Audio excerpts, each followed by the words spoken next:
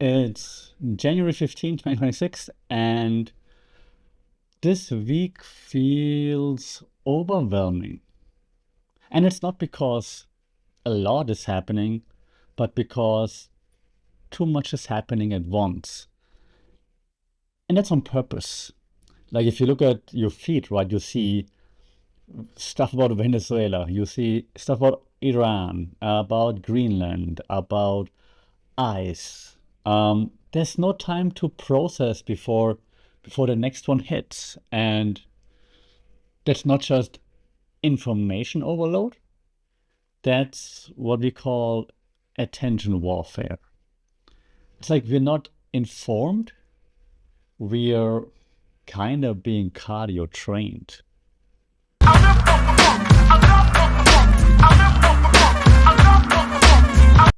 So, Sarikab, and welcome to another episode here for the Fun Report Mindful Media and Communication. And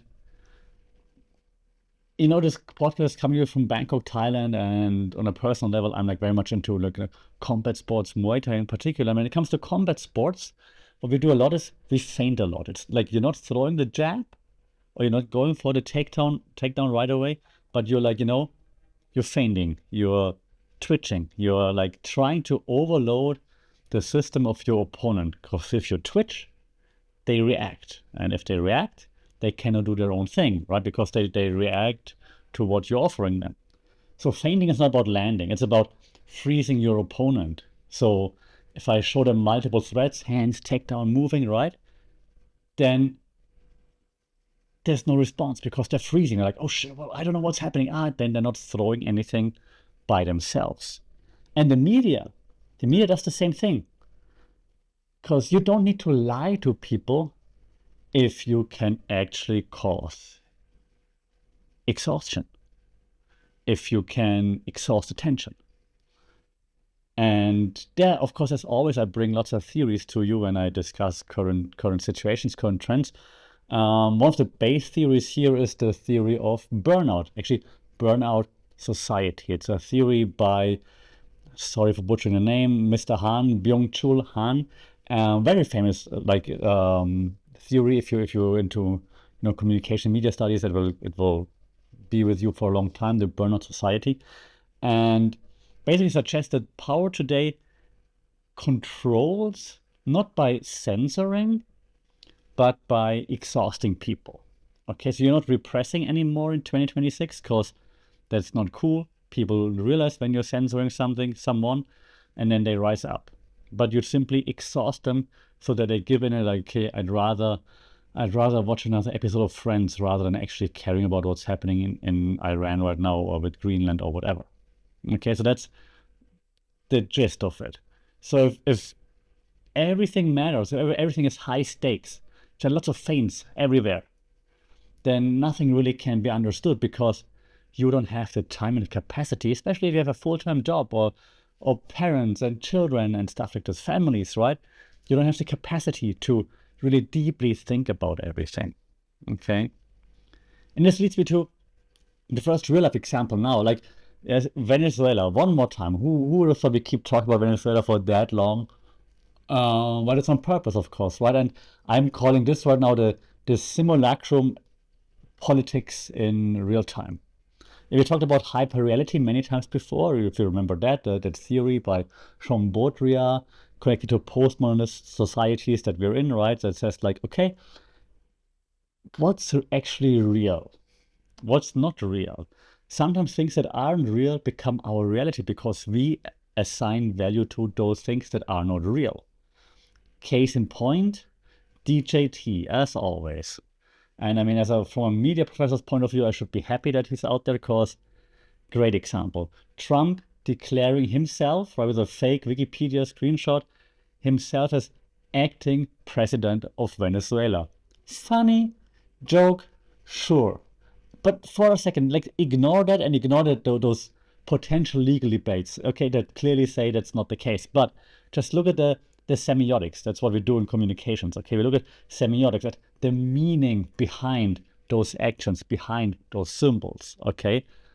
What does that mean? What is he doing when he posts that? He's not just trolling, he's performing power. It's like a visual performance of power. And us going along with it, even if you know it's a joke, it's kind of like we're accepting that narrative. You're like, yeah, it's funny, but yeah, sure, right? It's like accepting that performance of power as a narrative. And yeah, again, the theory here is, or I said, Shombodria, hyperreality, the simulacrum. Simulacrum means when representation in the media stops referring to what's real. He is not the acting president of Venezuela, but when it refers to the stuff that's not real, but we assign it real value, then that fake thing becomes reality. Even if you're just joking about it all the time. Eventually, for us, it's fun. We know it's not real, but we treat it like it is. Okay? So that's basically the simulacrum. Okay? Hyper-reality in a nutshell, if you will. If you want more of that, come to my class. Also, in the same breath, you can talk about platform logic, actually, because of course, it's being posted on platforms, on his favorite platform, True Social, and his second favorite platform, X, of course.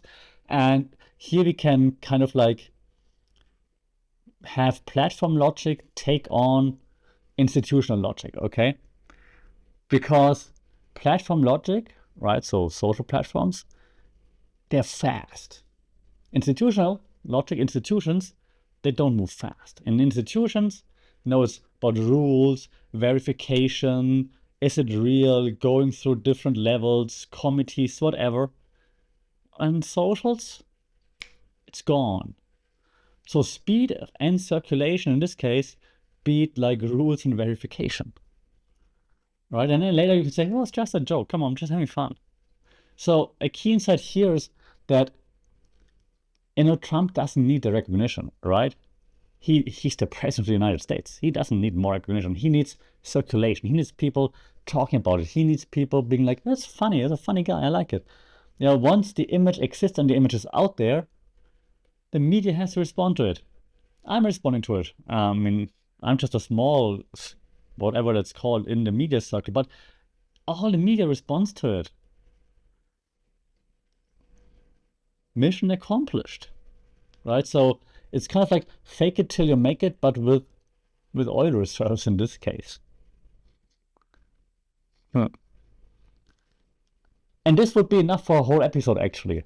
Like sitting with that, thinking about it, and then what's next? Well, sure, we have actual war at our fingers, right? And yeah, calling it war, is it premature? Is it not? It's like a civil war, civil unrest, civil uprising. Like what's happening in Iran, right? Because in Iran, there's something weird, crazy, interesting happening. And I call this, just for when I took the notes for this episode, I was like, I'm gonna call this like visibility is the battlefield. Because as we know in media, right, visibility is power. So what's visible will be talked about. And of course, Iran, as you know, shut down the internet basically completely, like a nationwide blackout. And it's the same old move, like dictatorships always do that, right? But there's more at stake right now, because A, the people don't go away, and B, Elon Musk switched on Starlink, and it's like, hey, guys, if you have the receiver, you can use it for free now. Now, the thing here is that you can control what can be seen, and if you can control what can be seen, you can control what exists. So that's the thought process of the government, right? Now, with Elon being like, hey, we want them to be more able to communicate and the world to see more about it or of it, that adds a different layer to it. I'm also going to talk about this in a second about like, don't get me wrong, like I'm not an Elon Musk fan, clearly, as you know. But I also say like help the people of Iran. Of course, we want help for them. And then you think about it, but do governments really have to ask CEOs of tech companies to help out with that? Shouldn't governments be doing that? Like, it's very complicated, right? And then now he's in there, it's like, hey, I helped them, like me, come on. It's complicated, very complicated. Yeah, because a private infrastructure stepping into a geopolitical conflict, Yeah, it's not as easy as like hero versus villain. I mean, it's clear who's the villain, but saying that Elon is a hero now, right? Probably not. Like if we're honest. So what I'm saying is platforms are replacing protocols, and that's cool from a tech bro point of view. And I'm a tech guy, right? I'm like that's kind of cool that we can help the people in Iran like this. It's also very concerning that we have to rely on private companies to do that. What if there's not a private company that can step up, for example? Yeah, so that leads me to like two theories in this quick segment. And one is, now I always hesitate when I talk about this because I'm usually pro technology, like generally speaking, right? But there's a theory called techno feudalism. Okay, it's like that it suggests in a nutshell that power shifts from the government, from states to private infrastructure owners, Starlink, for example, right? Which again, you can have quick interventions, great, but do we trust private corporations with like, geopolitical impact? Do we want that? And that's where it gets a bit iffy from my point of view. Also, then there's a different theory that I like in this regard called network power. There are lots of networking theories out there if you ever looked into it. But network power suggests that whoever controls networks controls meaning and controls coordination. Meaning, well, that theory means the meaning of the theory is so you control who gets to see what's happening, who gets to distribute what's happening, so you can shape the frame in which people are looking at certain developments. That's the idea behind that. So it's not really about diplomacy anymore right now. It's about, and that's a very techy thing, it's about uptime management, right? If you're running like websites and stuff like this, apps, it's all about uptime. Yes, so this is uptime management. Be as connected as possible to have the biggest influence as possible. And speaking of connection and influence, and I have to mention this, and you're gonna make this one short, but we have to talk about because what started as you thought it would start as a joke became a reality, and now Germany sent soldiers to Greenland. What? So Greenland, right? And you look at it, it's like a classic distraction play. Okay, it's like why now? Why talk about it now? We have Iran, we have Venezuela. Don't we have enough battlefields? Remember about what I told you in the very beginning of this podcast. Okay, distraction, exhaustion. Okay, so why? Because it's weird enough to travel. Like, I mean, the message to travel. Like, did he say Greenland? Well, let me look into it. Okay, so that's one. It's very easy to explain. It's simple to understand. We want Greenland. Greenland, lots of natural resources. We want Greenland. Greenland defend America. Ooh, uh, it's a great headline bait, clickbait. It's like Trump wants Greenland. Huh? Click, right? So perfect setup for everything. That that's a perfect example for very basic communication theories that apply everywhere. Just because they're basic doesn't mean they're not valid, right? So agenda setting theory here at play, for example. Talking crazily about like we need Greenland under all circumstances. We're buying Greenland or we're taking Greenland. Like what? You're buying a whole nation? Yeah, but they're not telling us what to think, but what to think about. And we're all thinking about is happening with Greenland, right? So good job. Agenda setting, check. Okay. Again, media doesn't tell us what to think, but what to think about. And right now we're thinking about Greenland way more than ever before. And that's like that leads to another theory we discussed in the last podcast episode, the dead cat on the table theory. Yeah, throw something shocking out to redirect attention. Like there's something on your plate, but then you're like, hey, look over there. Huh, what's happening over? Oh, Greenland. What the hell? And we're forgetting about Iran, Venezuela, Maduro in New York, or whatever. Oh, okay. So every Greenland click is attention not spent elsewhere. It's not random. It's not stupid. It's incredibly effective. And nothing says global stability like real estate discourse, right? And from someone who is in real estate, DJT, smart move. Stupid, incredibly smart, if that makes sense. And this leads me to the last point of this episode that I wanted to make, and maybe it's a little bit of a more somber tone now, because since we've been talking about like US geopolitics right now a lot, right? Then we also have to talk about like the national politics that they are doing, and what's happening with ICE and domestic power and so on. Because I mean, we all know what happened, and it's tragic. But the way they're using the media again to frame it is also very concerning again, because it's obvious what's happening, right? They frame those enforcement stories very visually, like to either intimidate or to, paint a certain picture, like with the last thing happening in Minnesota, Minneapolis, right? When they try to just cut the video so that it looks like that lady was the problem and the ICE agent was just defending himself. And so they're stripping it completely of context, not showing what happened before, not showing what happened after, and so on. It's completely stripped of context, like she tried to attack him and things like this. So authority is communicated through imagery, okay?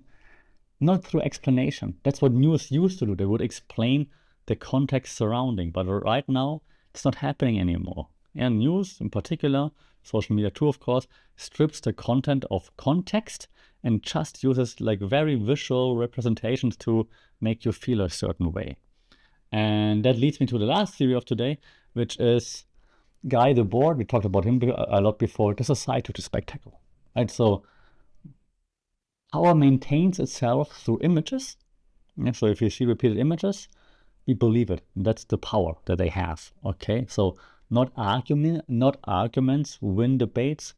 Imagery, repeated imagery wins debates. And the society for the spectacle tells us that we as society, as an audience, we want to see spectacular, crazy, outrageous things. That's what keeps our attention. If you see something normal, we're bored, right? So very much in a nutshell, okay? So that's why we click on those things. That's why we tune into those things, okay? So showing repeatedly such crazy things doesn't need to be violence. Could be like reality TV shows as well. I'm a star, get me out of here, whatever it might be. Yeah, but we are looking for spectacle to tune into. And then seeing those images repeatedly, it will stick to our minds, okay? So those repetitions of the imagery wins the debate, not logical arguments win debates. Basically, like when optics speak, policies shut up. And that's why framing, okay, that's the last series, framing is so important from all different angles these days, because everybody frames what happens differently. And that's why it's so important to understand that. If you're consuming any kind of media, you have to understand it's framed with an agenda in mind. If there's one takeaway from today's podcast episode, take this: every content has an agenda. This one too. This one has the agenda to make you click, like, share, and subscribe. That was lame. To make sure you get more information on how the media works, how the media runs the world, and how you and hopefully friends, family, and so on will understand the media a little bit more. So let me sum up what we discussed today, okay? So it's not about left versus right. You're going to be like, oh, he's a lefty, It's not about that. It's not even about Trump versus institutions, okay? It's not. It's about how attention is managed, how media outlets and how people that use media outlets manage our attention. Confusion is not just a side effect. Confusion is the plan. It's the product. It's what they are going for. And that's what we have to understand. And while I say that, I know I sound a little bit like Alex Jones. Luckily, I'm not wearing a tinfoil hat just now. Who knows what's inside my head? But yeah, don't let confusion freeze you, okay? Don't let the feints get to you. Keep your eyes on the prize, stay focused, and don't be too much distracted, okay?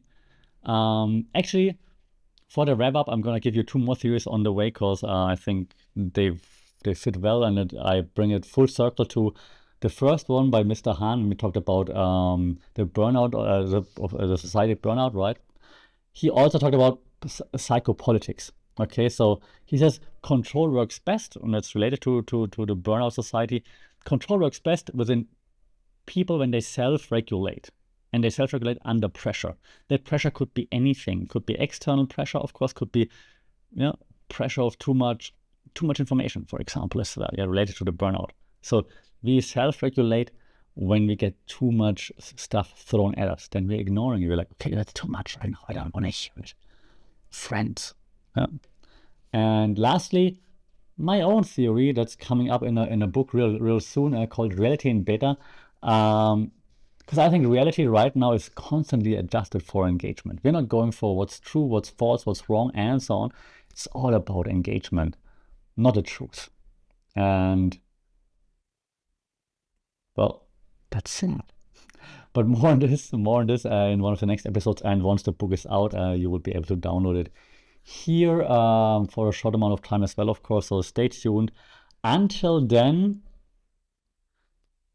well, stay tuned. Keep an eye on like how democracy is being developed, updated. What's the next bug fix for democracy? Don't forget that burnout is not a personal failure, that it's designed, it's structural. Sometimes, slow down on purpose and don't go with everything. And focusing on one story beats focusing on 10 loud stories. I think that's my takeaway for today. So as always, stay safe, take care. And maybe for today, because we started with combat sports, we end with combat sports. So keep your guard up. Yeah, don't let defeat shadow box your brain or even land on you. And see you in the next Funkit episode. Howdy cow.